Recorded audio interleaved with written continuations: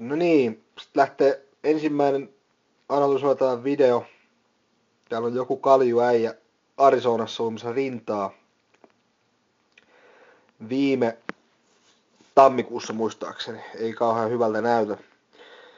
Tästä heti alusta voi sanoa, että hyvältähän toi linja näyttää, mutta pikkusen on ehkä tuollain vinossa sen sijaan, että ponnistaisi täysin suoraan eteenpäin, mikä on tietenkin hyvin toivottavaa. Sitten toinen juttu, mikä tuossa näkyy heti, niin on toi, että kuinka iso toi delfari on. Sen ei tarvi olla noin iso, koska tuossa taas sitten täältä veden vastus tulee molempiin suuntiin. Ensin tuolla ja sitten tuolla sen jälkeen, kun ne jalat tulee ylös. Näkee, että lonkko koukistuu aika paljon. Eli ideas pitää se paketti paremmin kasassa. Sitten ton delfarin jälkeen niin lähtee meneen aika lailla tollain alaspäin toi linja sen sijaan, että se pysyisi suorassa tai parhaimmillaan jopa menisi tonne vähän yläviistoon. Ja tossa on myös riski silloin, kun menee tonne alaspäin, että tulee tupladelfari, niin kuin tuolla vähän näkyy, niin nuo jalat näyttää menevän alaspäin. Vaikka siinä nyt ei varsinaista delfaria, mutta ne näyttää siltä ja siitä voi tuomarit sakottaa. Sitten pää on ehkä vähän liian alhaalla tässä, kuten voi ehkä huomata, että tässä on tämmöinen pieni lonkkakulma, eli on ikään kuin tuollain vähän kasassa sen sijaan, että olisi ihan suorassa. Joka sitten aiheuttaa sitä, että se menee vähän tonne alaspäin se linja. Sitten tässä näyttää kaikki hyvältä, mutta nytten näkee selvästi, että rupean selkää tollain niin kuin kyyristään, jolloin tulee aika mahdottomaksi palauttaa ne kädet niin kuin mahdollisimman lähellä kehoa. Niin tossa näkee, eli nyt on taas vastusvoimia aika lailla sen sijaan, että tois ne kädet melkein nenää hipoen takaisin sitten siihen liukuasentoon. Ja sitten näkee, että tuossa tulee aika lailla tyhjä kohta, missä ei tapahdu mitään ton niin kuin läpivedon jälkeen, ja vähän liian aikaisin mä rupeen uimaan. Sitten tästä heti alusta pystyy huomaamaan, että kuinka syvälle nämä mun kädet menee tässä vedossa, joka tietenkin on sinänsä hyvä, että saa paljon voimaa siihen, mutta sen jälkeen niitä joutuu nostamaan hirvittävän määrän tonne veden pintaan. Ja kun ollaan tuossa sivulta päästään kohta näkee, niin näkee todella hyvin se. Mutta se mikä tässä on sitten niin kuin todella fantastic on, että heti kun potku on saatu loppuun, niin toi linja on äärimmäisen suora ja se menee eteenpäin. Mä joudun kyllä muutamassa kohtaa vähän niin kuin, miten se sanoisi, kompensoimaan omia virheitä, että mä saan sen pidettyä tuommoisena, mutta joka tapauksessa. Tässäkin kyllä pystyy näkemään aika hyvin ton, että kuinka paljon joutuu nostamaan noita käsiä. Melkein jos tosta vaiheesta rupeisi jo tuomaan kädet siinä sisään ja sitten tonne eteenpäin, niin olisi hyvä.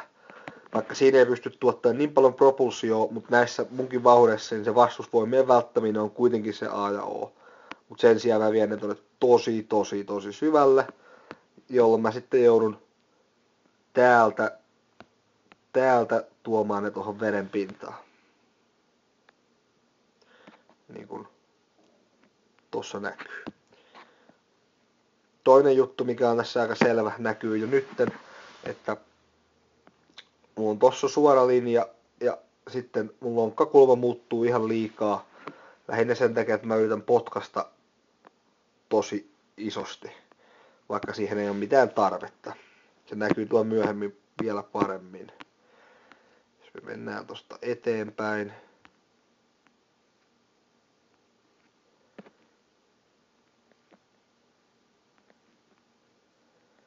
Tuossa näkyy äärimmäisen hyvin, kuinka mä lähden päällä nostaan itteeni tonne.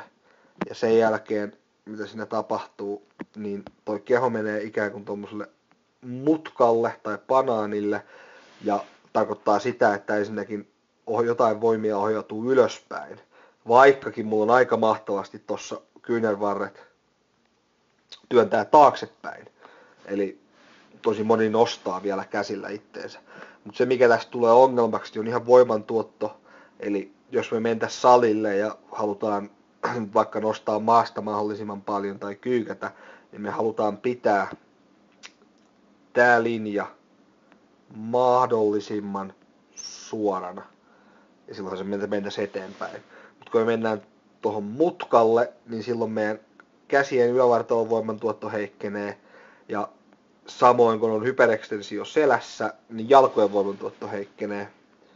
Niin kuin kohta näkee.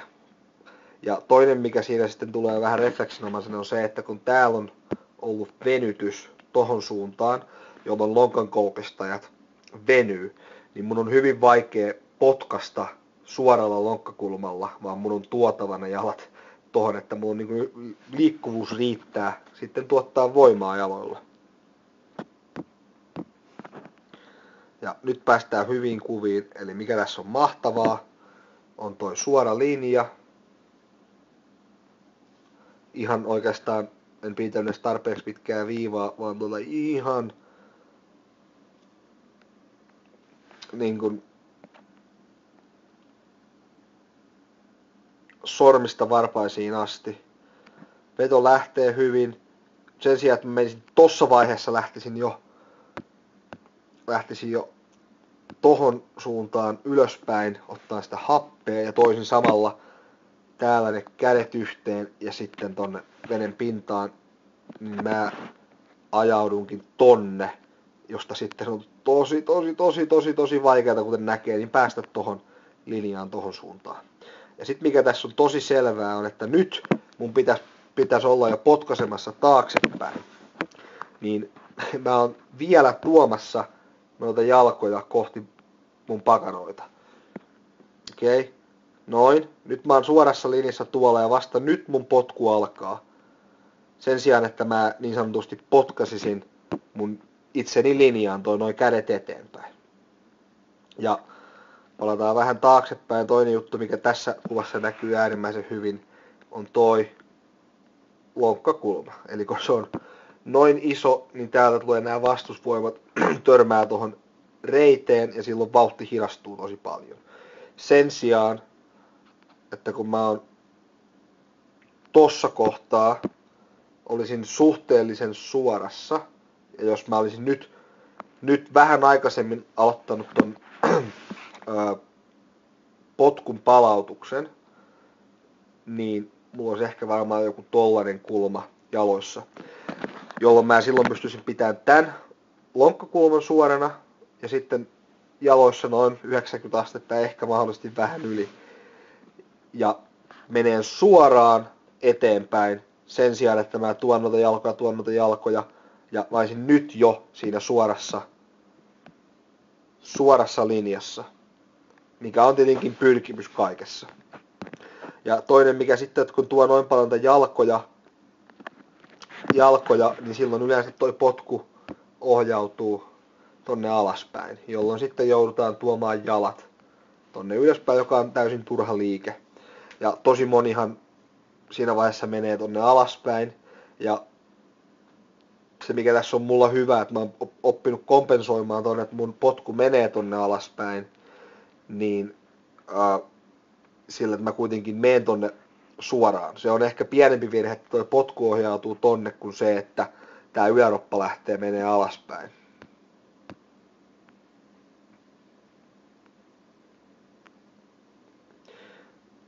Noin yleisellä tasolla niin ihan hyvää rintauintiahan tää on.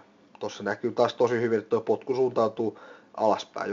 Jos mulla ei ole sitä lonkkakulmaa ja mä olisin aikaisemmin palauttamassa käsiä, niin pääsisin täysin suoraan linjaan nopeasti ja vastusvoimat olisi paljon pienempiä.